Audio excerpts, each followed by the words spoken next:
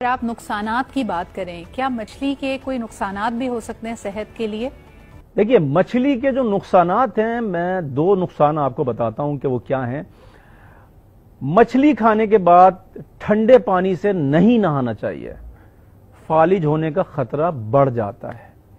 और इसके अलावा मछली खाने के बाद या मछली के अलावा भी भरे पेट नहाएंगे, जब भी आप नहाएंगे उससे नुकसानात क्या क्या होते हैं।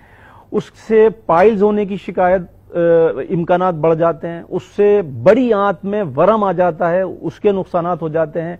इसके अलावा मैदे में ज़ौफ आ जाता है, मैदा कमजोर हो जाता है, खाना सही से हजम नहीं होता। ये नुकसान आता है भरे पेट नहाने से। और अगर मछली खा के ठंडे पानी से नहाएंगे तब भी ये नुकसान आएगा। इसके अलावा जब भी मछली रात के टाइम खाएं, रात के टाइम मछली खाने के बाद 1 या 2 खजूर खा लें या थोड़ा सा शहद मछली के ऊपर खा लें आप।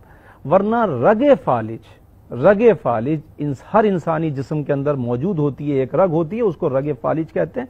वो फालिज की रग जो है आपकी मुतहर्रिक हो जाएगी और तकरीबन 6 से 7 दिन वो खतरा आपके सर पर रहेगा। आप देखें, जब भी फालिज होता है लोगों को, 90% लोगों को रात में फालिज होता है। इसलिए कि जब उनसे पूछा जाता है, जब भी हमने पूछा भाई आपने मछली खाई थी, उन्होंने कहा 2 दिन पहले खाई थी, रात के टाइम खाई थी। कोई कहता है 4 दिन पहले खाई थी। तो रात में जब भी मछली खाएं, थोड़ा सा शहद खाएं या 1 खजूर खा लें।